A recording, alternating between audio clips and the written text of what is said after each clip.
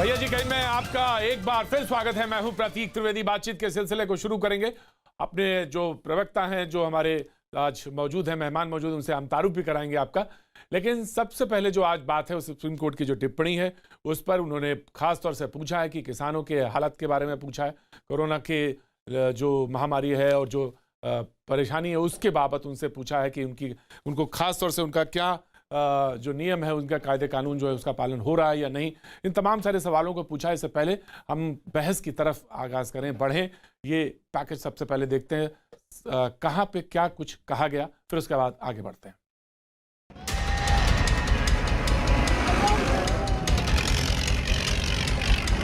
दिल्ली में किसानों का ट्रैक्टर मार्च, सड़क पर किसानों का शक्ति प्रदर्शन, सिंघू बॉर्डर पर किसानों का ट्रैक्टर मार्च, गाजीपुर बॉर्डर पर किसानों का ट्रैक्टर मार्च। ट्रैक्टर मार्च नहीं, ये सड़कों पर आंदोलनकारी किसानों की ताकत की नुमाइश है। दिल्ली की सीमाओं पर ही नहीं, गाजियाबाद और पलवल तक जैसे दिल्ली के पास के इलाकों में भी किसानों ने ट्रैक्टर मार्च के जरिए कृषि सुधार कानून के खिलाफ अपनी जिद का इजहार किया। आंदोलनकारी किसानों और उनके समर्थकों के लिए आज की सुबह ट्रैक्टर मार्च की तैयारियों के साथ हुई। सिंघू बॉर्डर, गाजीपुर बॉर्डर, टिकरी बॉर्डर पर सुबह होते ही किसान ट्रैक्टर के साथ अपने मार्च की तैयारियों में जुटे नजर आए। रणनीति के मुताबिक मार्च के लिए सड़कों पर किसानों की भीड़ जुटाने के इंतजाम थे, तो भीड़ जुट भी गई। तय वक्त पर इशारा मिलते ही ट्रैक्टर मार्च शुरू हुआ और किसान कृषि सुधारों को वापस लेने की मांग के साथ आगे बढ़ने लगे। गाजीपुर की तस्वीरें हम दिखा रहे हैं, जहां से किसान जो है ट्रैक्टर रैली लेकर निकल पड़े हैं। ये तस्वीरें आप गाजीपुर बॉर्डर से देख रहे हैं। देखिए एक एक करके ट्रैक्टर्स जो है वो आगे बढ़ना शुरू हो गए। गाजीपुर से ये तमाम किसान जो है डासना की तरफ जा रहे हैं। डासना के केएमपी पॉइंट पर ये तमाम लोग रुकेंगे और फिर वहां से बुलंदशहर की ओर बढ़ेंगे। ये आप देख रहे हैं पूरी सड़क NH9 जो है, यहाँ पर ट्रैक्टर्स आपको नजर आ रहे हैं और कुछ लोग पैदल भी यहाँ से चलते हुए दिख रहे हैं। पीछे तक जहाँ तक नजर जाएगी आपको ट्रैक्टरों की एक लंबी लाइन नजर आएगी। यहाँ से तमाम गाजीपुर से जो ट्रैक्टर्स हैं इन्होंने ये डासना की तरफ बढ़ रहे हैं। महिलाएं भी देखिए आप ट्रैक्टर में नजर आ रही है। महिलाएं भी तमाम किसानों के साथ यहाँ पर बढ़ रही है। पैदल मार्च भी करते हुए लोग नजर आ रहे हैं और पीछे जितना पीछे हम जाते जाएं उतना हमें ट्रैक्टर्स नजर आ रहे हैं। आज ये ट्रैक्टर रैली है जिसको साफ तौर पर किसान नेताओं का कहना है कि 26 जनवरी के रिहर्सल कर रहे हैं। 42 दिनों से दिल्ली की सीमाओं पर अपनी मांगों पर अड़े किसानों के ट्रैक्टर मार्च को सरकार पर दबाव बनाने की कोशिश के रूप में देखा जा रहा है। जब किसान संगठनों और सरकार के बीच कई दौर की बातचीत चल रही है, तो फिर ये सब करने की जरूरत क्यों पड़ी? जब सरकार को लग रहा है कि कल होने वाली अगले दौर की बातचीत में समाधान निकल सकता है, तो फिर उससे ठीक पहले ये ट्रैक्टर रैली क्यों? क्या इसके पीछे बात बिगाड़ने की साजिश है? किसानों के ट्रैक्टर मार्च खुद ही कई खुलासे कर रहे हैं। ट्रैक्टरों की इस लंबी लाइन को देखिए। जिस सड़क पर जरूरी काम से लेकर दफ्तर आने जाने वाले हजारों लोग रोज आते जाते हों, उस सड़क पर ट्रैक्टर मार्च के जरिए एक तरह से कब्जा कर लिया गया। ये मार्च सिंघू बॉर्डर से टिकरी, टिकरी से शाहजहांपुर, गाजीपुर से पलवल और पलवल से गाजीपुर तक रखा गया। जाहिर है इससे बाकी लोगों के रास्ते रुक गए और कई किलोमीटर का लंबा जाम लग गया। क्या आम लोगों को परेशान करने की नीयत से ये ट्रैक्टर रैली निकाली गई? ट्रैफिक की बात की जाए तो सुबह का वक्त है, लोग दफ्तर के लिए निकलते हैं, लेकिन इस ट्रैक्टर रैली के बीच में लोग निकल नहीं पा रहे हैं। ये देखिए गाड़ियां हालांकि कोशिश ये कर रही हैं कि निकल सके, लेकिन पूरी सड़क पर ट्रैक्टर नजर आ रहे हैं। तस्वीरें मैं अपने विजय से कहूँगा कि वो तस्वीरें दिखाए कि किस तरीके से जो लगातार गाड़ियाँ जो है बीच से निकलने की कोशिश कर रही हैं, लेकिन वो नहीं निकल पा रही हैं। सिर्फ ट्रैक्टर ही नहीं है, मैं साफ तौर पर कह दूँ, सिर्फ ट्रैक्टर ही नहीं है इस पूरी रैली में। इसमें मोटर बाइक भी है, इसमें दूसरी गाड़ियाँ भी हैं, बड़ी बड़ी बसें भी हैं, जिसमें किसान भर कर आगे बढ़ रहे हैं। मानो इस तरीके से कि आज ही दिल्ली कूच करना हो। किसान नेता राकेश टिकैत की अगुवाई में ये मार्च गाजीपुर बॉर्डर से पलवल के लिए निकला, जिसके लिए पुलिस ने भी खास इंतजाम किए थे। किसानों के आंदोलन के बीच tractor march eastern peripheral road पर दुहाई, दासना, बील अकबरपुर, सिरसा होते हुए पलवल पर खत्म होकर वहीं से वापसी का रूट तय किया गया था। लेकिन गाजियाबाद प्रशासन के कड़े सुरक्षा इंतजामों के बीच गाजीपुर बॉर्डर पर बैठे किसानों ने पलवल तक मार्च करने की बजाय नोएडा तक ही जाने का फैसला किया। पहले इनके द्वारा निर्धारित प्रोग्राम था, यहाँ से इनका पलवल जाना था, बट यहाँ की गाड़ियाँ नोएडा तक ले जाके उससे रिटर्न होंगे और नोएडा वाली नोएडा में रिटर्न होंगी। कुछ जो कार्स हैं इनके द्वारा ये लोग पलवल जाएंगे, ऐसी सूचना इनके द्वारा दी गई। शांतिपूर्वक ये रैली हो, जैसा कि ये खुद भी कह रहे हैं, उसके लिए आप लोगों ने क्या कुछ नहीं, पुलिस और मजिस्ट्रेट की पूरी व्यवस्था है। पूरा हम लोग चीज़ों को रिकॉर्ड भी कर रहे हैं और इनके संपर्क में कंटिन्यू हैं। टिकरी बॉर्डर हो, गाजीपुर बॉर्डर हो, सिंघू बॉर्डर हो या बुराड़ी, हर जगह किसान ट्रैक्टर पर सवार होकर मार्च का हिस्सा बने नजर आए। ट्रैक्टर के अलावा प्रदर्शन कर रहे किसान कार में और सड़क पर भी नजर आए, जिसमें कई जत्थे शामिल थे और महिलाओं की भागीदारी भी दिखी। 40 जत्थे हैं यहाँ पर और इन 40 जत्थों पर के जितने भी ट्रैक्टर हैं वो सभी ट्रैक्टर जो है वो निकल चुके हैं इस टिकरी की तरफ। ईस्टर्न पेरिफेरल के रास्ते होकर ये टिकरी की तरफ जाएंगे और केवल ट्रैक्टर नहीं है, आप देखिए ट्रैक्टरों के आगे बीच में आपको गाड़ियां भी नजर आएंगी। जो किसान अपने घरों से गाड़ी से निकले थे वो किसान जो है वो यहाँ पर तस्वीरों में आप देख सकते हैं कि गाड़ियों से भी जा रहे हैं। ट्रैक्टर है, ट्रॉली है, गाड़ी है, इन सभी पर से किसान जो है वो निकल चुके हैं। जो जिस तरीके से किसान नेताओं ने दावा किया था कि ये एक झांकी होगी और 10 किलोमीटर से भी लंबा स्ट्रेच है, 10 किलोमीटर से भी लंबा स्ट्रेच है यहाँ पर। किसानों ने दावा किया कि उनका आज का ये ट्रैक्टर मार्च 26 जनवरी को गणतंत्र दिवस के मौके पर होने वाले अगले किसान मार्च की एक झलक होगी। ट्रैक्टर रैली है, 26 तारीख की रिहर्सल है। 26 तारीख में तिरंगा झंडा लगा के दिल्ली की तरफ बढ़ेगा और करीब 50,000 झंडों का ऑर्डर दे लिया हमने। अच्छा, सिर्फ गाजीपुर बॉर्डर की बता रहे हैं आप? गाजीपुर पूरे उसमें, हाँ, 50,000 से भी ज्यादा झंडों का इस्तेमाल उसमें होगा। हाँ। और उसकी तैयारी है, आज रिहर्सल है। आज पेरीफेल एक्सप्रेस जो है उसमें को ट्रैक्टर चलेंगे। ट्रैक्टर रैली की वजह से पुलिस और प्रशासन बेहद चौकन्ना नजर आया। ट्रैक्टर रैली के बहाने कानून व्यवस्था में थोड़ी भी चूक का क्या नतीजा हो सकता है, इसे समझा जा सकता है। यही वजह है कि सरकार की तरफ से भी किसानों से संयम के साथ बातचीत जारी रखने की अपील की गई। हम तो हाथ जोड़कर निवेदन करते हैं कि आप आइए, सिर्फ यस या नो से समाधान नहीं निकल सकता कि ये कानून वापस हो। मैं तो ये सोचता हूँ कि इस कानून के अंदर अगर उनको कहीं सुधार की आवश्यकता लगती है कि हमें इसमें संशोधन करने की आवश्यकता है तो इसके लिए भारत सरकार है वो वार्ता करके और उसका समाधान निकालने के लिए तैयार है। लेकिन कुल मिलाकर बातचीत से ही हल निकलेगा। इसलिए सिर्फ प्रोटेस्ट करना या विरोध करना ये एक समाधान नहीं है। किसानों के गाजियाबाद, दिल्ली और हरियाणा के बीच केएमपी एक्सप्रेसवे जाम करने की तैयारी के बीच पुलिस भी चौकस दिखी और किसानों को मनाने की कोशिश भी की गई। यहाँ पुलिस फोर्स भी तैनात है और ऑफिसर्स तमाम हैं यहाँ, और किसान संगठनों से भी हम बात कर रहे हैं कि वो जैसे अब तक जो ये प्रोटेस्ट है शांतिपूर्वक रहा है उसको आगे भी शांतिपूर्वक बनाए रखें। आंकड़ों पर नजर डालें तो 43 दिन के किसान आंदोलन के दौरान सरकार और किसानों के बीच 8 बार बातचीत हो चुकी है, जिसमें सरकार ने किसानों के सामने 5 प्रस्ताव रखे, जबकि किसानों ने अपनी 4 बड़ी मांगों को सरकार के सामने रखा। इनमें से 2 मांगों पर दोनों पक्षों के बीच सहमति बन गई, लेकिन आंदोलन अब भी कृषि सुधारों को वापस लेने की मांग पर जारी है। कल भी मीटिंग में हल निकल सकता है, क्यों ये जरूरत पड़े किस तरीके से आप लोग शक्ति प्रदर्शन करें? इससे पहले भी कई बार मीटिंग हो चुकी है, उसमें तो कोई हल निकला नहीं। तो हम जो अपना शांतिमय प्रदर्शन कर रहे हैं, इससे सरकार पर दबाव बनेगा और सरकार को मजबूरन ये कानून रद्द करने पड़ेंगे। दावा किया गया कि ट्रैक्टर मार्च में हरियाणा, पंजाब और राजस्थान से भारी संख्या में ट्रैक्टर शामिल होने पहुंचे। किसानों को लोकतांत्रिक और शांतिपूर्ण तरीके से अपनी बात कहने का हक है, लेकिन किसानों को ये भी ध्यान रखना होगा कि उनके आंदोलन से दूसरों को परेशानी ना हो और न ही कानून व्यवस्था पर सवाल खड़े हों। तो शक्ति प्रदर्शन, पावर प्रदर्शन और एक दबाव बनाने की कोशिश जो किसान कर रहे थे, जिससे सरकार के ऊपर एक दबाव बनेगा और वो हमारी बात को सुनेगी और हमारी बात को मानेगी। और बात दरअसल ये है कि तीनों कानून जो कृषि सुधार से संबंधित है वो रद्द हों। जो हमारे मेहमान हैं उनसे हम आपका तारुफ करा देते हैं। जफर इस्लाम साहब बीजेपी का पक्ष रखने के लिए हमारे साथ मौजूद हैं, बहुत बहुत शुक्रिया। सुरेंद्र सिंह राजपूत हमारे साथ कांग्रेस का पक्ष रखने के लिए मौजूद हैं, लखनऊ से जुड़ने बहुत बहुत शुक्रिया सुरेंद्र जी। डॉक्टर अनुराग भदौरिया, प्रवक्ता समाजवादी पार्टी, हमारे साथ हैं, बहुत बहुत शुक्रिया। प्रोफेसर अविनिजेश अवस्थी, राजनीतिक विश्लेषक हमारे साथ मौजूद हैं, बहुत बहुत शुक्रिया प्रोफेसर साहब। मौलाना साजिद रशीदी, अध्यक्ष ऑल इंडिया इमाम एसोसिएशन, हमारे साथ हैं, उनका भी बहुत बहुत शुक्रिया। ममता काले, राजनीतिक विश्लेषक, हमारे साथ मौजूद हैं। राकेश टिकैत का मैं बयान देख रहा था, वो कह रहे हैं 2024 तक ये आंदोलन जारी रहेगा, ऐसे ही रहेगा 2024 तक। मैं सुरेंद्र सिंह राजपूत आपसे बात का आगाज शुरू करता हूँ।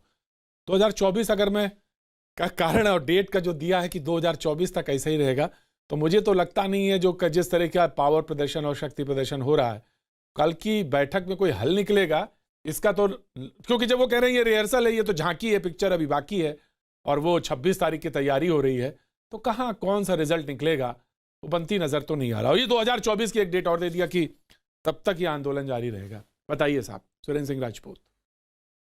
प्रतीक भाई, कहते ना कि बादलों के दरमियान कुछ ऐसी साजिश हुई, मेरा घर मिट्टी का था, मेरे ही घर बारिश हुई। क्या बात। और जो उनकी भी जिद है वहीं बिजलियां गिराने की, तो हमारी भी जिद है वहीं आशियां बनाने की।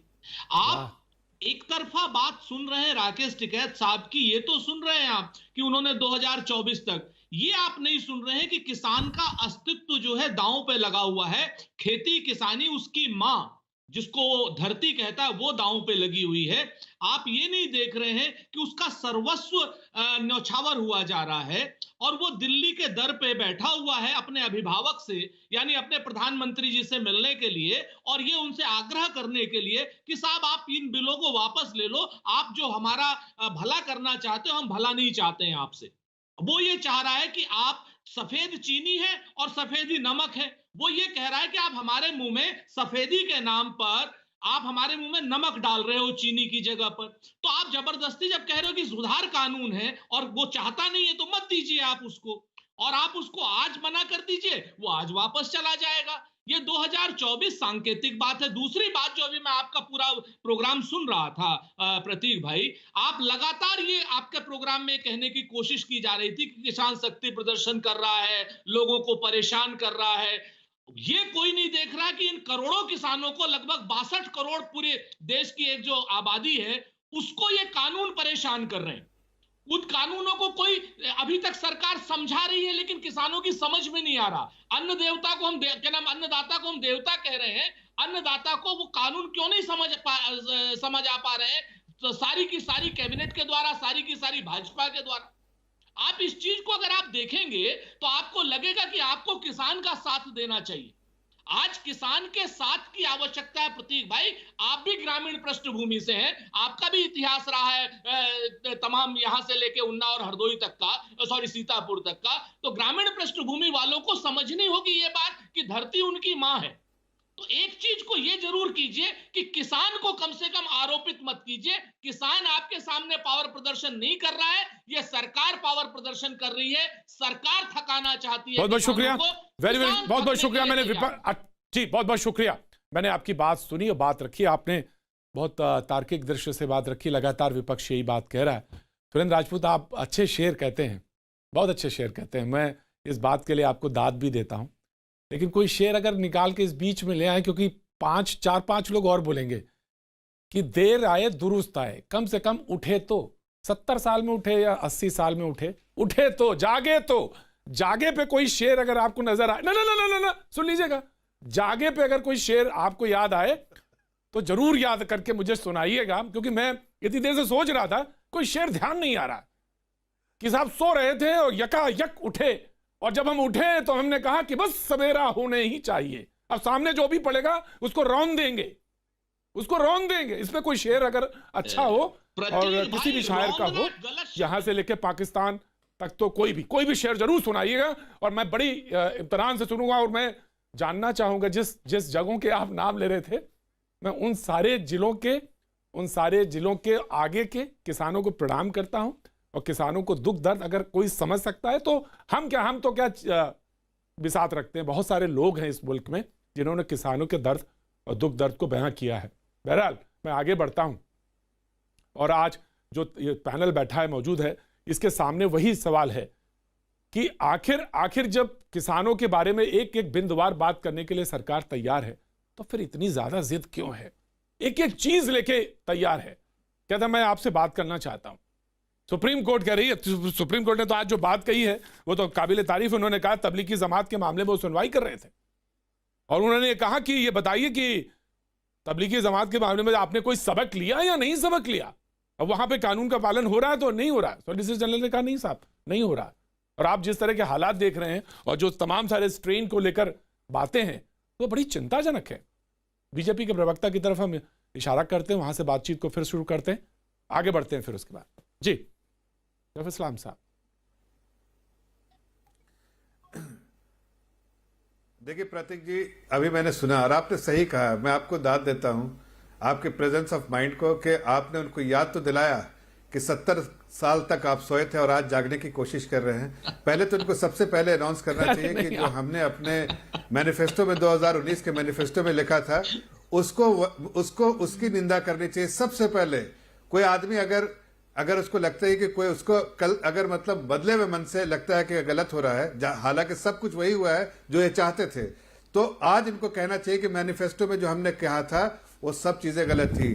जो हमने स्वामीनाथन कमीशन की रिपोर्ट को हमने सराहा था वो गलत किया था। ये कहना चाहिए कि जो एक्सपर्ट कमेटी की रिपोर्ट आई थी वो जो उस 2006 में वो गलत था। या उस चीज को उस वक्त के स्टेटमेंट जाके देखिए कि जब उन्होंने उस वक्त कहा था, उस वक्त के एग्रीकल्चर मिनिस्टर ने कि 2007 के फाइनेंस कमीशन की रिपोर्ट जिसको सराहा था और इम्प्लीमेंट करने की गुजारिश की थी, पेशकश की थी, वो गलत था, वो उनका अप्रोच गलत है। या फिर ये कहें कि जब इनके मुख्यमंत्री खुलेआम हुड्डा जी जब कह रहे थे कमेटी 7 चीफ मिनिस्टर्स की कमेटी में और उसके रिकमेंडेशन को देखे तो उनको कहना चाहिए कि हाँ हमारे सारे लोग मक्कार थे, झूठे थे और गलत किया था, किसानों के साथ हमने कोई अच्छा काम नहीं किया। ये कहने के बाद वो भारतीय जनता पार्टी की या हमारी सरकार को कटघरे में खड़ा करे तो अच्छा लगेगा। इसलिए कि अपने गरीबा में झांकने से पहले सुरेंद्र राजपूत जी दूसरे के बारे में शिकायत करने के बारे में, हमने तो वही कहा है जो उन्होंने जिसकी बार बार पेशकश की थी, इवन के अपने मैनिफेस्टो में भी की थी। मैं ये कहना चाहता हूं कि आज खुले मन से जब आदरणीय प्रधानमंत्री जी कह रहे हैं, जब हमारे बड़े जितने बड़े लीडर हैं, सरकार में लोग हैं, सब कह रहे हैं कि आइए हम आपसे बात चर्चा करेंगे, चर्चा चल रही है धीरे धीरे करके बात, इसलिए कि इसमें कुछ राजनीति भी हो रही है, कुछ लोग राजनीतिकरण कर रहे हैं। जैसे कि सुरेंद्र राजपूत जी को किसानों की फिक्र नहीं है, बिल्कुल नहीं किसानों की फिक्र है। अगर ये कह दे कि किसान नहीं, मैं सुरेंद्र राजपूत जी की इस बात पर कहूंगा कि वो खुद किसानी समझते हैं और किसान की पृष्ठभूमि बड़ी अच्छी तरह से जानते हैं। एक मिनट, मैं कहना चाहता हूं कि अगर वाकई कांग्रेस पार्टी किसानों की हितैषी होती तो जब उन्होंने मध्य प्रदेश में वादा किया था कि छत्तीसगढ़ में कि एक दिन में हम आपका कर्जा माफी करेंगे तो क्यों नहीं किया। मैं पूछना चाहता हूं, बिल्कुल राइट, आपका सवाल लिया मैंने। मैं अनुराग डॉक्टर अनुराग की तरफ मुखातिब, मैं आ रहा हूं, डॉक्टर अनुराग की तरफ जाना चाहता हूं। डॉक्टर अनुराग, सुप्रीम कोर्ट ने आज कहा और कहा कि तबलीगी जमात का जो था उससे आपने कोई सबक लिया या नहीं, और जिस तरह से एक्सपोज हो रहे हैं किसान सामने हैं, जिस तरह से बैठे हुए हैं, तो खतरे का सबक है और उसको सीखा जा रहा है। जब हम तबलीगी जमात पे बात कर रहे थे, जब हम बोल रहे थे, जब हम बार बार उस समय कह रहे थे अप्रैल में, तो सवाल यहां पे भी है और इसको बहुत गंभीरता के साथ लिया जाना चाहिए। डॉक्टर साहब, डॉक्टर अनुराग, मैंने आपको बोला, आपने बोला एक शेर कोई सुना देगा तो अच्छा रहेगा उठने पे। क्या बात हो गई है पीर पर्वत से अब पिघलनी चाहिए, और इस हिमालय से कोई गंगा निकलनी चाहिए। आज यह दीवार पर्दों की तरह हिलने लगी, शर्त थी लेकिन कि ये बुनियाद हिलनी चाहिए। लेकिन वो मैंने जिसने कहा था वो नहीं सुना। हर नगर हर गांव मैंने तो कहा था जब जागे तब पे सुनाइएगा, अभी तक सो रहे थे, और जब जागे ना हो तो बनाने की कोशिश करिए। आप तो और मेरे सीने में नहीं तो तेरे सीने में ही कहीं भी, लेकिन आग तो जलनी चाहिए।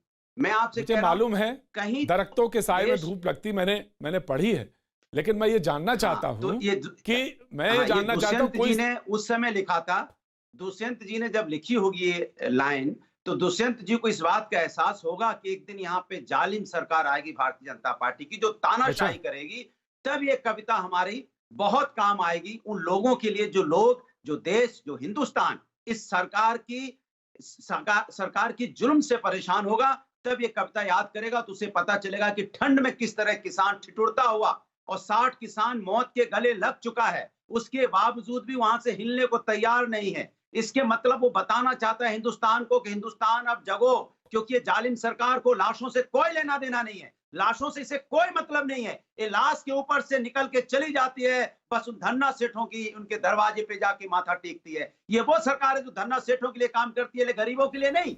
वो बेचारे ट्रैक्टर निकालते हैं, ट्रैक्टर रैली निकालते हैं, तो उन लोगों को शक्ति प्रदर्शन का नाम दिया जाता है। कमाल है इस देश का भी। और वो सरकार जो यहाँ पे जालिमों की तरह व्यवहार करती है, मखमल की रजाई गद्दे में लुटियन जोन में सो रही है, और वो सरकार के लिए कोई शब्द नहीं है लोगों के पास में। वो सरकार कहती है कि किसान कुछ एक प्रदेश के, कुछ दूसरे प्रदेश के, वो किसानों में भी किसानों को बांटने में लगी है। अरे भैया, वो अपनी मिट्टी, ये धरती माँ के लिए लड़ रहे हैं।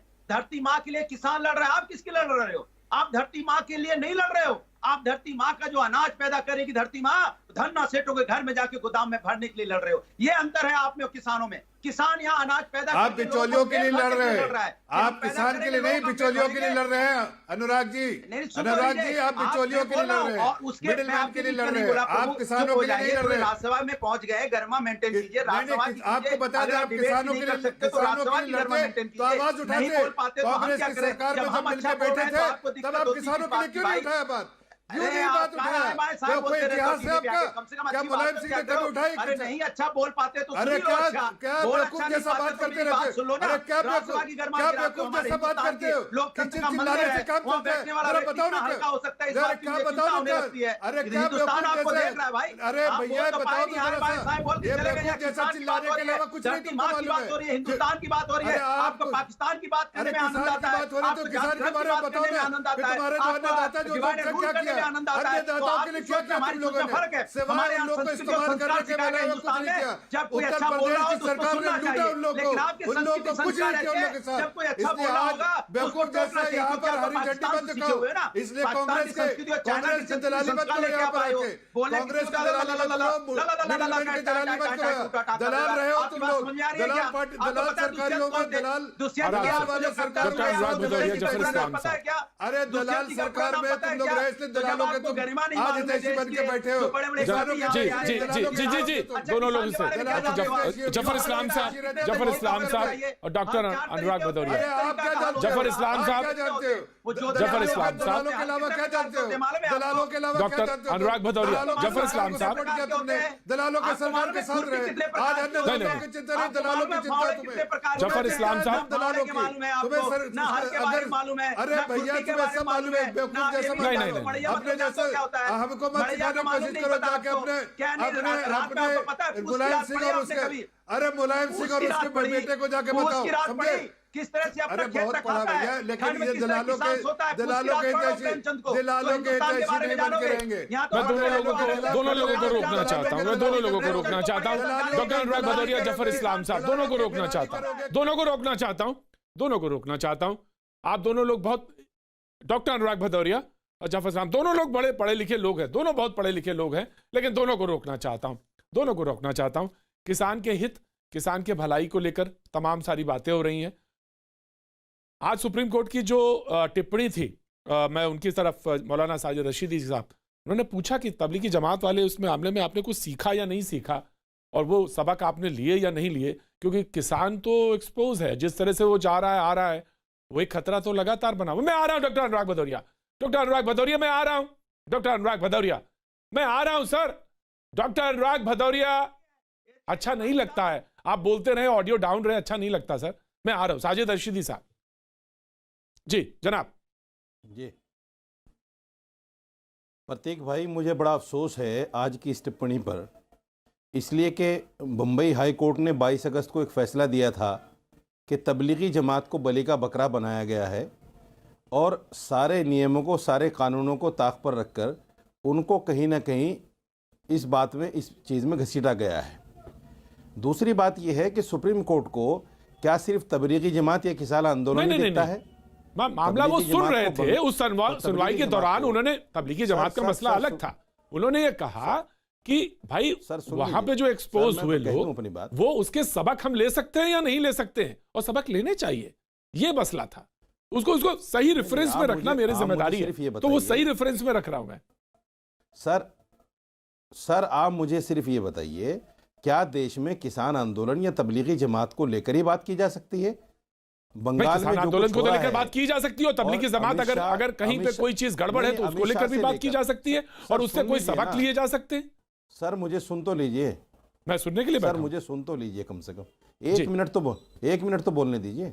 श्योर सर, 1 मिनट तो कम से कम बोल लूं। श्योर। देखिए, बंगाल के अंदर अमित शाह से लेकर और पार्टी के सदर जेपी नड्डा से लेकर तमाम जो नेता वहाँ पहुँच रहे हैं, जो वहाँ रैलियाँ हो रही हैं और जो वहाँ शक्ति प्रदर्शन हो रहा है और जिस तरह की चीज़ें वहाँ हो रही हैं, क्या वहाँ सब कोरोना की बातों को सामने रखते हुए हो रही हैं? क्या वहाँ सारी चीज़ों का पालन हो रहा है? या जहाँ जहाँ इलेक्शंस हुए हैं, जहाँ जहाँ पार्टियों की रैलियाँ हुई हैं, क्या वहाँ सारी चीज़ों का पालन हुआ है? सारे नियमों का पालन हुआ है? क्या कोरोना को ध्यान में रखा गया है? ये तमाम चीज़ें भी सुप्रीम कोर्ट को देखना चाहिए और सुप्रीम कोर्ट को उस पर भी कहीं ना कहीं अंकुश लगाना चाहिए। सवाल ये है कि तबलीगी जमात को तो बरी कर दिया बॉम्बे हाई कोर्ट ने और बहुत सारी कोर्टों ने। किसान जो बैठा हुआ है, किसान अपनी खुशी से नहीं बैठा हुआ है, किसान की अपनी मजबूरी है। सर, जब किसी का घर लुटता है तो उसे दुख होता है, उसे एहसास होता है, उसे दर्द होता है, फिर वो ये कहता है कि मैं घर में बैठकर मरने से बेहतर है रोड पर बैठकर मरूं, ताकि लोगों को पता तो चले कि मेरे साथ हो क्या रहा है। वो तो अपना दुख दर्द बयान करने के लिए आ रहे हैं। कितनी अफसोस की बात है, आप किसान को अन्नदाता भी कहते हैं और किसान को जिद्दी भी बता रहे हैं, किसान को अड़ियल भी बता रहे हैं, किसान को ये भी कह रहे हैं कि शक्ति प्रदर्शन कर रहे हैं। आप अन्नदाता कहिए या ये सारी चीज़ें कहिए, दोनों चीज़ एक जगह जमा तो नहीं हो सकती। आप दोनों चीज़ें कह रहे हैं अपनी रिपोर्ट में, अन्नदाता भी कह रहे हैं और जिद्दी भी बता रहे हैं। सरकार को क्यों नहीं कहते कि सरकार जिद्दी है? सरकार को आप क्यों नहीं कहते कि सरकार अड़ियल है? 8 दौर की बात हो गई और सरकार इस मामले को नहीं सुलझा पा रही है। आप ट्रिपल तलाक बिल लेकर आए, किसी से नहीं पूछा। आपने 370 हटाए, किसी से नहीं पूछा। आप किसान बिल लेकर आए, किसी से नहीं पूछा। मुझे एक बहुत बेहतरीन यह बात याद आ गई जावेद अख्तर की। जावेद अख्तर साहब ने अपने किसी एक इंटरव्यू में कहा कि हम फिल्मी दुनिया की किसी बात को लेकर मनमोहन सिंह जी के पास गए तो मनमोहन सिंह जी ने यह कहा, भाई मैं तो आपकी बात से एग्री हूं, लेकिन आप एक बार जो है विपक्ष के नेता अटल बिहारी वाजपेयी जी के पास भी चले जाइए, उनसे भी बात कर लीजिए, अगर वो राजी हो जाए मैं तो राजी हूं। तो ये होती है सरकार और ये होती है नीतियां देश चलाने की। ऐसा नहीं होता कि जो मैंने बोल दिया वो हरफे आखिर है, उसके पीछे मैं नहीं हटूंगा। बीजेपी का हर नेता चीख चीख कर ये कह रहा है बिल वापस नहीं होगा, बिल वापस नहीं होगा। बिल क्यों नहीं होगा भाई? बिल वापस क्यों नहीं हो सकता? बिल वापस 62 करोड़ जो है किसान हैं लोग देश में, आप उन 62 करोड़ की अनदेखी करोगे, उनको तिल तिल मारोगे? 32 से 40 किसान लोग मर चुके हैं सड़क पर बैठे हुए और आप कह रहे हैं बिल वापस नहीं होगा। बड़े अफसोस की बात है। कौन सी सरकार चलाना चाहते हैं? किस तरह की सरकार चलाना चाहते हैं? देश में कौन सा कानून लाना चाहते हैं? मौलाना साजिद भाई, मैं आ रहा हूं। प्रोफेसर, मैं आपके ब्रेक के बाद आपसे स्टार्ट करूंगा। ममता काले, साजिद रशीद आपने बहुत कुछ सवाल उठाए। जी देखिए प्रतीक जी, आपने जो जागने की बात करी थी उस पर मुझे 2 बड़ी एप्ट लाइंस विपक्ष के लिए सूझी हैं। वो है कि जागने का कर रहे हैं ये नाटक क्योंकि इनके दिमाग का पूर्णतया बंद है फाटक। तो इनके दिमाग का जो फाटक बंद है और पिछले 70 सालों से बंद है, आज वो किसानों का भला करने के नाम पर किसान बनकर किसानों के बीच में बैठे हुए हैं। मैं एक बात साफ कर देना चाहती हूँ कि हिंदुस्तान का जो आम नागरिक है, मेरे जैसे लोग, आपके जैसे लोग, हम सारे लोग अन्नदाताओं के साथ खड़े थे, हैं और रहेंगे। उनके मन में कोई भी संशय है तो डेफिनेटली सरकार को उसका निदान करना चाहिए। किंतु प्रश्न ये है कि उनके और सरकार के बीच में जो रोड़ा बन करके बैठे हुए हैं वो लोग हैं जिनकी पॉलिटिकल बैंकरप्सी हो गई है, जिनके पास और कुछ बचा नहीं है, तो किसानों के कंधे पर रख के धाए बंदूक दिन रात ये लोग चला रहे हैं। अब जो बात आज आदरणीय सुप्रीम कोर्ट ने करी, जस्टिस बोबड़े जी ने करी, उसमें आप बताइए कौन सी इलॉजिकल बात है? हमारे किसान आंदोलन के नाम पर जो वहां पर हमारे किसान भाई लोग बैठे हुए हैं, वहां पर महिलाएं हैं, बच्चे हैं, बुजुर्ग हैं, तो क्या उनके स्वास्थ्य का ध्यान नहीं रखा जाना चाहिए? क्या कोविड से उनको अलग नहीं रखना चाहिए? क्यों उनका इस्तेमाल विपक्ष करने की कोशिश कर रही है और उनको अपना पूरा विपक्ष अपना इस्तेमाल करने का एक साधन बना रही है? यही तो पिछले 70 सालों में हुआ है। इसी प्रकार से किसानों का दोहन इस देश के अंदर हुआ है। उनको कभी अन्नदाता नहीं समझा गया प्रतीक जी, उनको अपना वोट बैंक समझा गया है। जैसे माइनॉरिटीज को इस देश के अंदर इन लोगों के द्वारा सिर्फ और सिर्फ वोट बैंक समझा गया है। तो आज अगर आदरणीय सुप्रीम कोर्ट भी उनके पक्ष की कोई बात करता है और नहीं चाहता कि मरकज जैसी तबलीगी जमात जैसी स्थिति वहां पर हो, तो इसमें कौन सी गलत बात है? क्यों नहीं उनको घर चले जाना चाहिए? अभी देखिए इतनी बारिश हो रही है, इतना खराब मौसम है, हम सब अपने घरों में बैठे हुए हैं और हमारा जो किसान है, और ये किसान 5% है, देखिए 15 करोड़ किसान है इस देश के अंदर, 95% आज सरकार के साथ खड़ा है और वो बोल रहे हैं कि हमको इस बिल से कोई आपत्ति नहीं है। तो क्या सरकार को उनकी बात नहीं सुननी चाहिए? सरकार को उस 95% प्लस ये जो 5% है, दोनों की बात सुननी चाहिए। पर ये ट्रैक्टर लेकर के 26 जनवरी को हम लेकर जाएंगे, उससे क्या फायदा? मैं आया, ब्रेक का वक्त है, बहुत शार्प ब्रेक लेंगे क्योंकि ओवर निकल गए। बिल्कुल मेरे डॉक्टर अनुराग भदौरिया, मैं बिल्कुल आपके पास आऊंगा। वक्त भैया जी कैलेंडर में आपका एक बार फिर स्वागत है। मैंने सुरेंद्र राजपूत जी से कहा था कि कोई शेर याद हो, क्योंकि उनको शेर आते हैं तो इसलिए उनको याद भी आते हैं, लेकिन कई दर्शकों ने भेज दिए मुझे शेर, तो क्या कुछ लोगों ने बना ही दिए। मुझे लगता है इतना आसान नहीं था, जब मुझे नहीं याद आया तो इतना आसान नहीं था कोई शेर निकालना। तो सुनील जी ने बना दिया, यूं 60 बरस सो के बिता दिए, तरस ना आया एक पल, अब जब जमीन खुद की सरकी तो याद आया आवाज़ लगाना आपको। लेकिन लोगों ने कोशिश करी है, लेकिन मैं सोचता हूं कि सुरेंद्र राजपूत जी ही ढूंढ के लाएंगे तो बात बनेगी। मैं सीधे प्रोफेसर अवजिनेश अवस्थी जी की तरफ रुख करता हूँ, आपका मौका आएगा जरूर सुनाइएगा। प्रोफेसर अवजिनेश अवस्थी जी की तरफ मैं रुख करता हूँ। तमाम सारी बातें हैं, तमाम सारी बातें हो रही हैं। सुप्रीम कोर्ट से भी एक टिप्पणी है और उन्होंने कहा कि ये चिंता की बात है, और ये सच में चिंता की बात है। जिस तरह से स्ट्रेन जो है वो बड़ा, नया स्ट्रेन जो है तेजी से बढ़ा है और उसकी जो है उसकी तरफ लोगों की निगाह है और वो चिंता का सबब बना हुआ लगातार। तो ये इसको लेकर अगर कोई बात कही जाए तो उसको गंभीरता से लेना चाहिए। प्रोफेसर प्रतीक जी नमस्कार। मैं जरा ये जो जावेद अख्तर वाली बात बता रहे थे ना, तो मैं बताता हूँ क्या हुआ। जब किसान कानून बनने लगे तो विपक्ष को, किसान नेताओं से कहा सरकार ने कि जरा विपक्ष से भी बात कर लेते हैं। तो एक आदमी ने पीछे की जेब से घोषणा पत्र निकाला, जी विपक्ष का तो ये घोषणा पत्र है कांग्रेस का, उसने तो घोषणा पत्र में यही लिखा हुआ है। उसने कहा अच्छा कांग्रेस ने लिखा हुआ है। दूसरे ने कहा अरे शरद पवार जी की चिट्ठी है जी, ये देखो मुख्यमंत्रियों को लिखी थी। तीसरे ने कहा ये हुड्डा जी की रिपोर्ट देखो सर, आप कमाल कर रहे हो, सारा विपक्ष तो आपके साथ है। जब कानून बनाने लगी सरकार तो सारे लिखे पढ़े सारे लोगों ने कहा ये तो सर आपने तो सिर्फ करना है, कहा तो इन सब लोगों ने था ये। तो पहली बात तो ये। दूसरी बात अनुराग जी, आपको एक बात और बता दूं मैं कि ये दुष्यंत कुमार ने आपातकाल में लिखा था। आपातकाल कांग्रेस ने लगाई थी। ये जो आप पढ़ रहे थे ना, हो गई है। मैं बता रहा हूँ आपातकाल के समय ये 2020 की बात करें ना, सुन तो लीजिए। कांग्रेस ने अगर सब कुछ अच्छा किया होता तो आपको मौका नहीं होगा। किसान अभी धरने पे बैठा है, 60 किसानों की मौतें अभी हुई हैं, तो अभी बात कर लीजिए। ठंड अभी पड़ रही है, अभी आपकी सरकार है। ऑडियो डाउन, अनुराग जी की ऑडियो डाउन, अनुराग जी की ऑडियो डाउन, अनुराग जी की ऑडियो डाउन। यूपी को उन्हीं लड़कों का साथ पसंद था ना, आपातकाल वालों का, जिसके लिए गजल लिखी थी उस समय, लिखी थी उनके लिए लिखी थी, जयप्रकाश नारायण के सम्मान में लिखी थी। समझ में आती है? जिनको तुमने जेल में डाला था, जिसकी किडनी खराब कर दी थी, ये उनके लिए लिखी गई थी गजल। महत्वपूर्ण बात यह है प्रतीक जी कि आज ममता कालिंदी जी ने कहा कि ये ठीक है, कुछ किसानों को आशंकाएं हो सकती हैं, उनका सम्मान करते हैं, लेकिन इसके साथ साथ इस देश के वो किसान भी तो हैं जो जिनको इन कानूनों से फायदा है।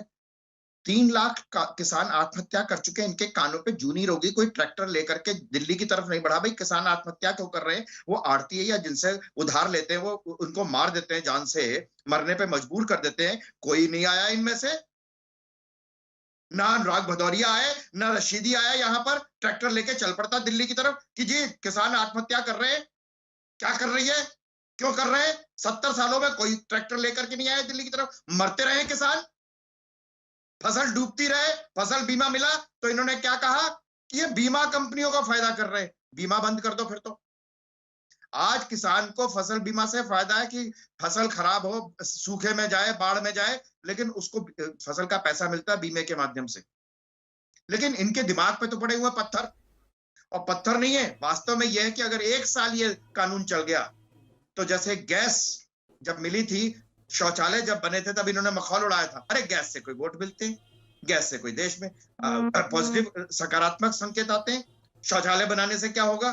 लेकिन जिसको शौचालय मिला उसको मालूम चला कि मैं कहाँ जी रहा था, जिसको गैस मिली, जिसकी माँ चूल्हे के धुएं में जिसकी आंखें चली जाती थी पूरे पूरे परिवार की, उसको मालूम चला कि क्या है गैस वो कहाँ अब मिल रही है सांसद भाई?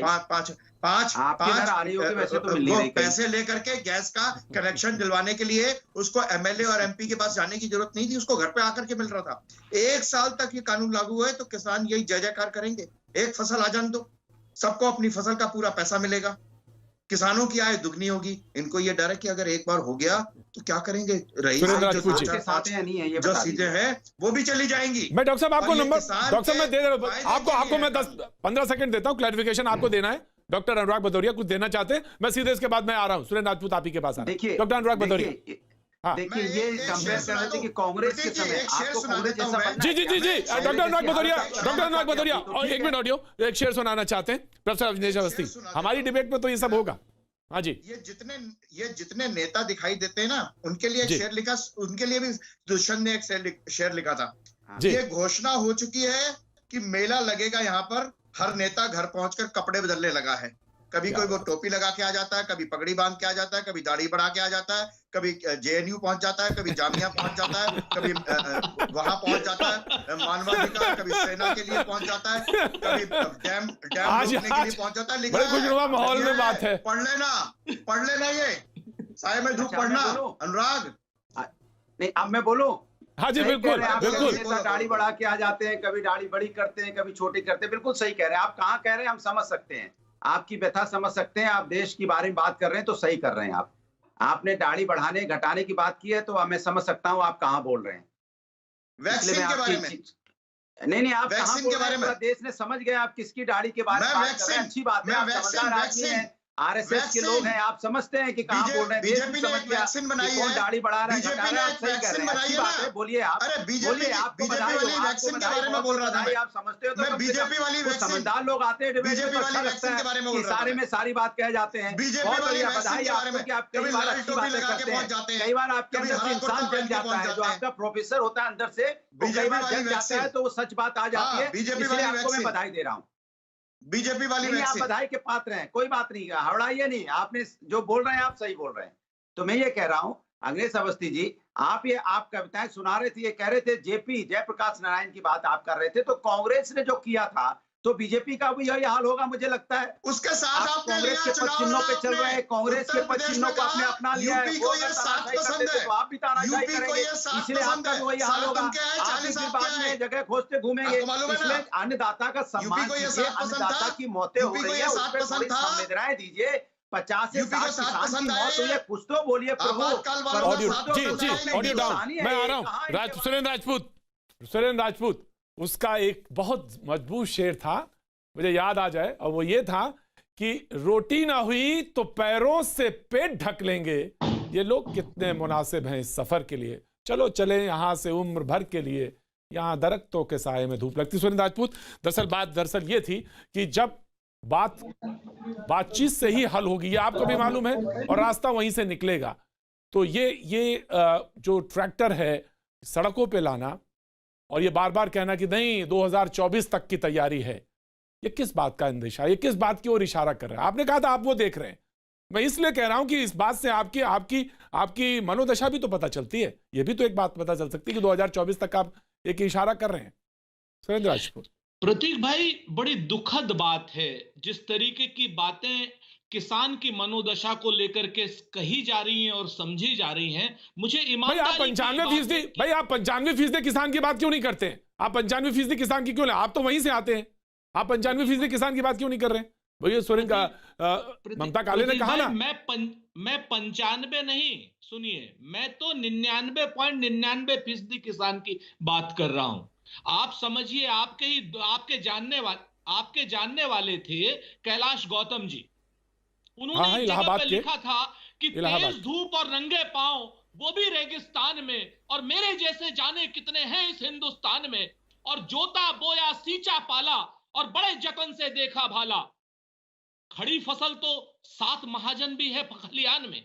आप प्रतीक भाई ये जो बातें कर रहे हैं ना, 95% कहां का डर है? कौन सा डर है? मैं यही जानना चाहता हूं, कौन सा डर है?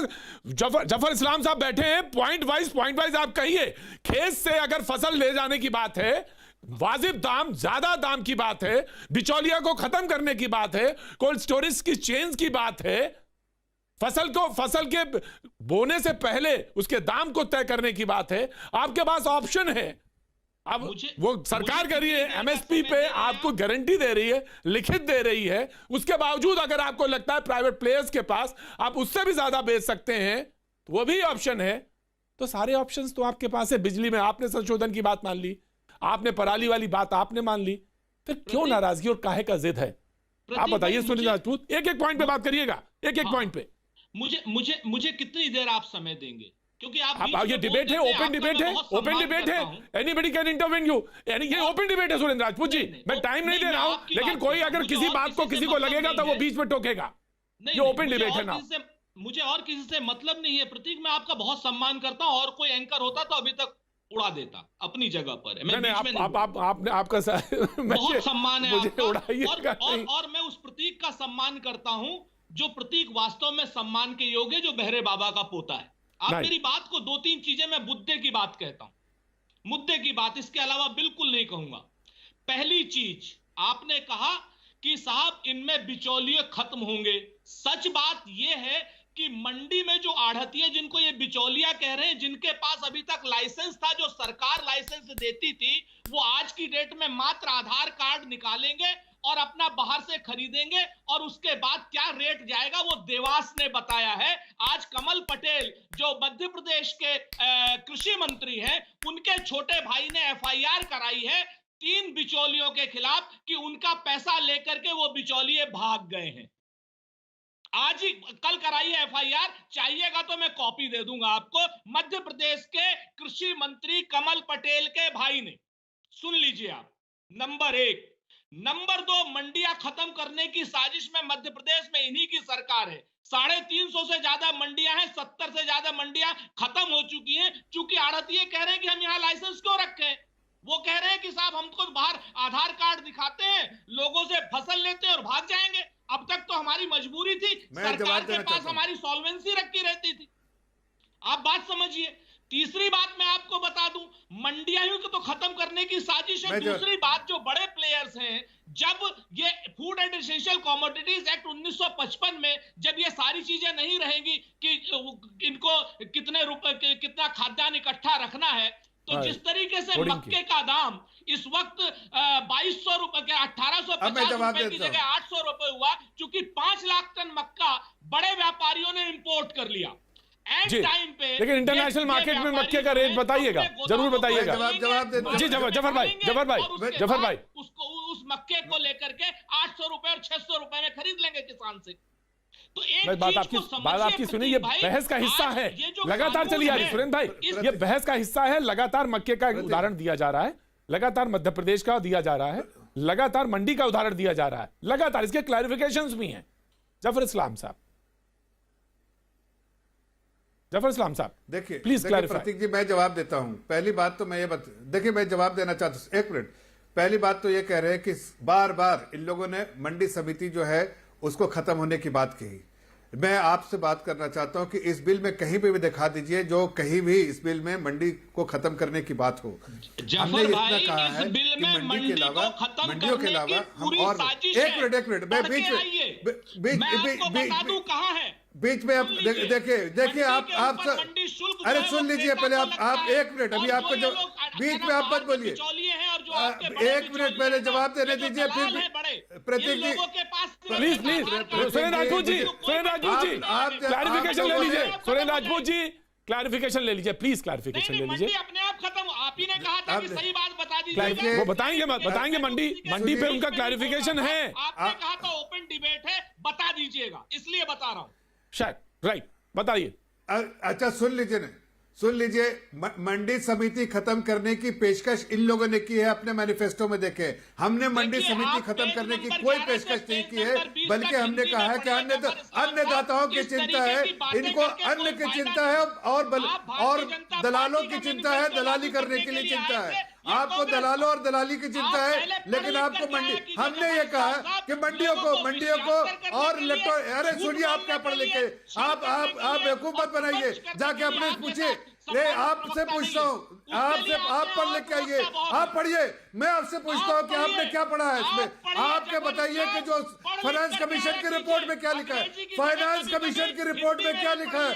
आप बताइए कि आपके हुडा जी के रिकमेंडेशन में क्या लिखा है? क्या उन्होंने नहीं कहा कि एसेंशियल कमोडिटीज एक्ट को एबॉलिश किया जाए? क्या नहीं कहा कि और मंडियों के अलावा और मार्केट को क्रिएट किया जाए? बोलिए ना, बोला कि नहीं? क्या उन्होंने नहीं कहा है कि और कॉन्ट्रैक्ट फार्मिंग की पेशकश की है कि नहीं? अरे कैसे झूठी बातें बोलते हैं आप, दलालों के पीछे खड़े हैं दलाली करने के लिए, इसलिए आप इस तरह की बात कह रहे हैं। मैं पूछता हूं, चैलेंज करता हूं आपको, चैलेंज करता हूं।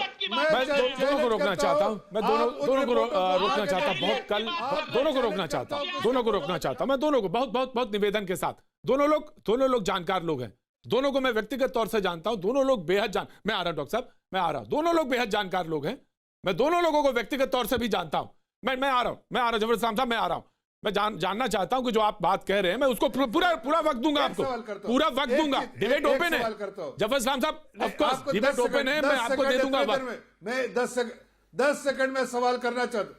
जी ले लीजिए, 10 सेकंड ले लीजिए जी, 10 सेकंड देता हूं मैं। मुझे ये दिखा दे मैं ये चैलेंज करना चाहता हूं इनको कि वो हुडा जी की रिपोर्ट में दिखा दीजिए एसेंशियल कमोडिटीज एक्ट को रिकमेंडेशन नहीं दिया कि एबॉलिश करना चाहिए। उनकी रिपोर्ट में कॉन्ट्रैक्ट फार्मिंग को पेशकश की है कि नहीं? उनकी रिपोर्ट में यह नहीं कहा है कि हमें और मंडियों के अलावा मार्केट इस्लाम साहब, अगर मैं झूठ बोल, मैं बिल्कुल जवाब लूंगा, मैं जवाब लूंगा। और मैं जफर इस्लाम साहब, यही बात नहीं है। बात दरअसल ये होती तो रुक जाता, पंजाब में कॉन्ट्रैक्ट फार्मिंग हो रही है या नहीं, ये भी एक सवाल है। दिल्ली में बहुत जगह यमुना की जो जमीन है उस पे कॉन्ट्रैक्ट फार्मिंग हो रही है नहीं हो रही, ये भी एक सवाल है। हो रही है, लोग कर रहे हैं, बात हो रही है। अब उसको जब एक बात अमली जामा पहनाने की बात है तो ये एक सवाल खड़ा हुआ है और इसी पे बात करेंगे। ऑफ कोर्स मैं बात करूं, मैं आपका जवाब ले लूंगा, बिल्कुल जवाब लूंगा। कृषि सुधार बिलों का विरोध कर रहे किसानों ने दिल्ली में आज ट्रैक्टर रैली निकाली। उन्होंने कहा कि ये तो एक सिर्फ झांकी है, 26 जनवरी को एक पूरी फिल्म है और वो है कि ट्रैक्टर्स का पूरा एक रैली निकाली जाएगी। हम आज इसी मुद्दे पर बातचीत कर रहे हैं, बात ये कर रहे हैं कि हल जब कल बैठक होनी है तो ये तमाम बातें क्यों, आखिर ट्रैक्टर की क्या ज़रूरत है दिल्ली के सड़कों पर, इसके ऊपर बात कर रहे थे। जफर इस्लाम साहब से मैंने कहा था कि मैं आपको दूंगा, फिर ममता काले मैं आपके पास, ऑफकोर्स रशीदी साहब बिल्कुल आपका चांस बनता है, मैं आपके पास भी आऊंगा।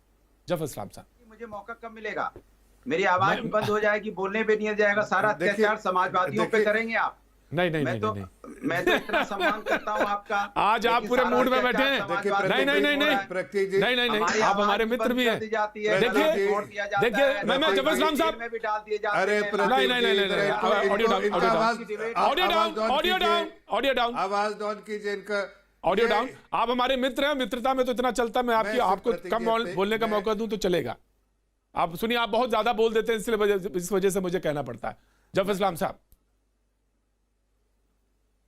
देखिए प्रतीक जी, आपने सही सवाल उठाया और ये लोग, बहुत सारे लोग और खासकर किसान भाई बहनें भी इस तरह की बात सोच रहे हैं। 95% किसान भाई बहन के हमें क्यों इस तरह की चीज, जब सरकार तैयार है बातचीत करने के लिए, सरकार ने बिल्कुल लचीला, हर तरह से लचीला रुख दिखाया है कि हम बात करने के लिए तैयार है। अगर वो एमएसपी की बात करते हैं, एमएसपी का कोई जिक्र ही नहीं है इनमें। आप एपीएमसी की बात करते हैं, एपीएमसी में हमने कोई उस पर छेड़खानी की ही नहीं है, हमने किसी तरह की छेड़खानी नहीं की। फिर भी आदरणीय प्रधानमंत्री ने कहा, आदरणीय कृषि एग्रीकल्चर मिनिस्टर ने कहा कि भाई अगर आपको कोई भी ऑब्जर्वेशन है, हो सकता है हमसे कुछ कमियां रह गई हूं, आप आए हमें बताएं, हम उसका जो है समाधान निकालेंगे, सुधार करेंगे।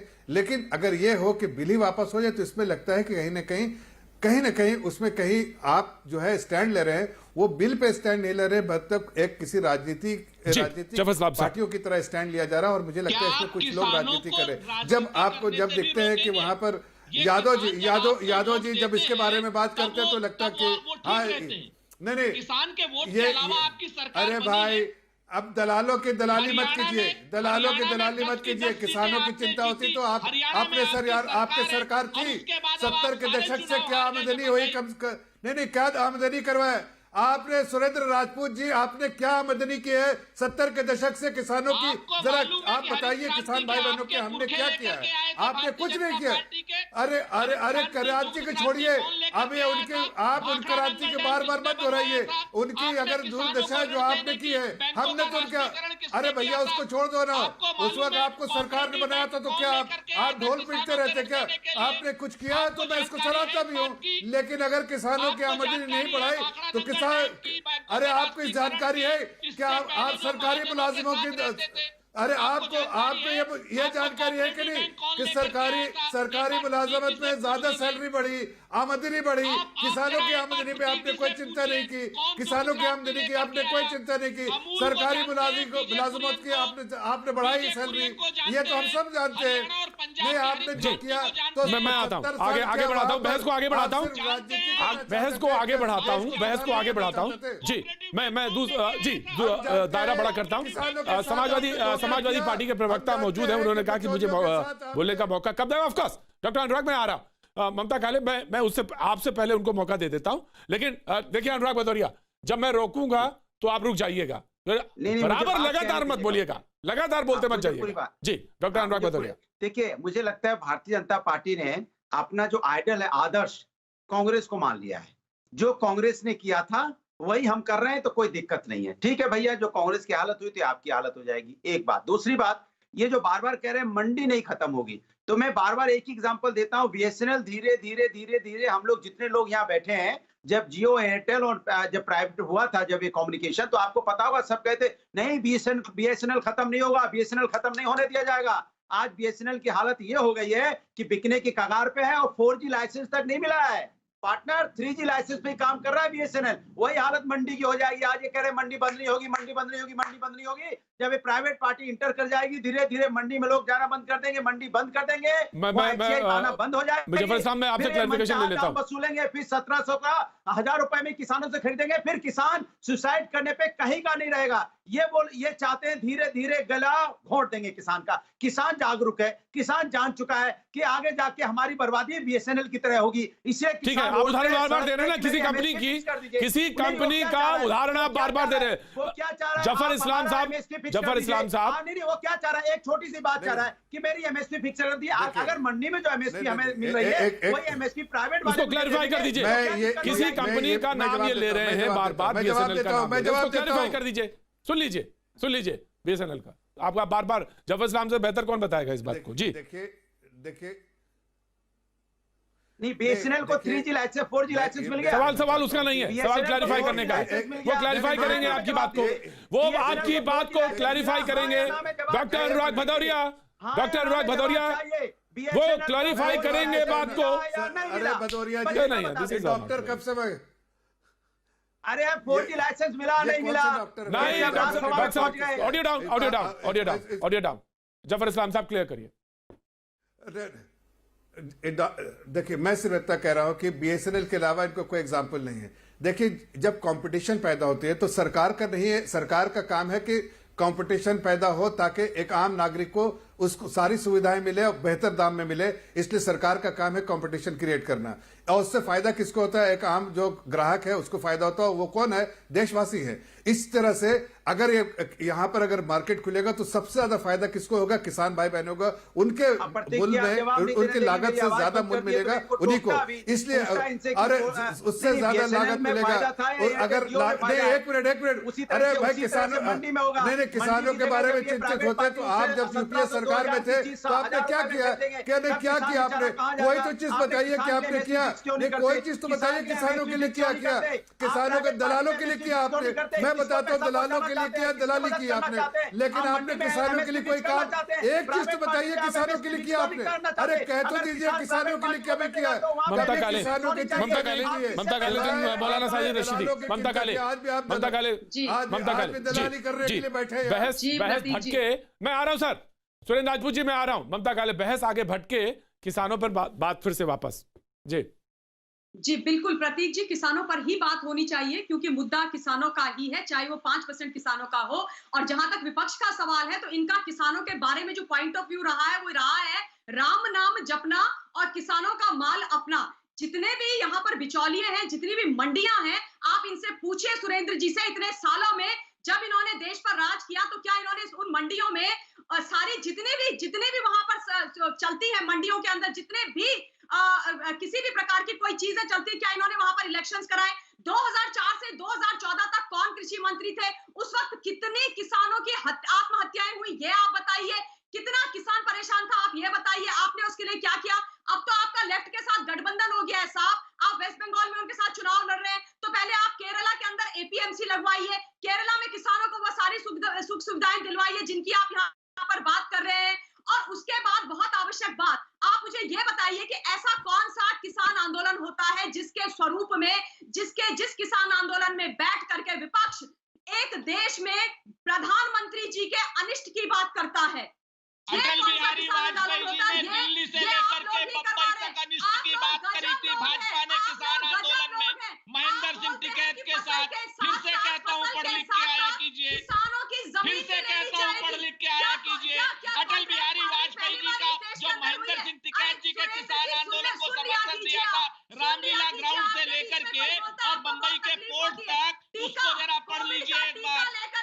पढ़िए आप ममता काले जी, अनपढ़ों की तरीके से बात मत किया कीजिए। जी मैंने कहा ना, अनपढ़ों की तरीके से मत बात किया कीजिए। ये बहुत गलत जी। है। अटल बिहारी वाजपेयी जी ने जो किसान professor Abhinijesh Awasthi, professor Abhinijesh Awasthi, professor Abhinijesh Awasthi, लेकिन ये बात सच है। जी जी सर, ये बात सच है कि पश्चिम बंगाल में सबसे पहले भूमि सुधारों को लागू किया गया, ये भी बात सच है कि पिछले 2014 से पहले कनाडा से कितनी दालों का आयात होता था? 650 करोड़ रुपए की दालें खरीदती थी सरकार, अब 50,000 करोड़ रुपए की दालें खरीदी। क्या आयात बंद हो गई? क्या ये भी कोई एक राजनीति है? क्या कनाडा का प्रधानमंत्री जिस तरीके से परेशान हो रहा है, क्या जरा आके अगले बार बताइएगा आकर के। जी रशीदी साहब प्लीज, रशीदी साहब। प्रतीक जी मैं बिल्कुल एक सीधी बात कहता हूं आपसे, शायद ये समझ में आए। जल्दी। सरकार बार बार ये कह रही है कि ये बिल जो है किसानों को फायदा देगा, इसमें ये फायदा, इसमें ये फायदा, इसमें ये फायदा, और किसान कह रहे हैं कि हमें ये फायदा लेना नहीं है। तो सरकार क्यों अड़ी हुई है कि हम? ठीक है, मैं आपके आज इसी सवाल पे ही रोक लेता हूं कि हमें ये फायदा लेना नहीं है, हम आपको फायदा देना चाहते हैं। ये भी एक तर्क है कि मुझे फायदा नहीं लेना, वो उसके लिए जो तमाम सारे किसानों के लिए बात कही जाती है कि भाई इनको फायदा दिया जाना चाहिए, इसी बात को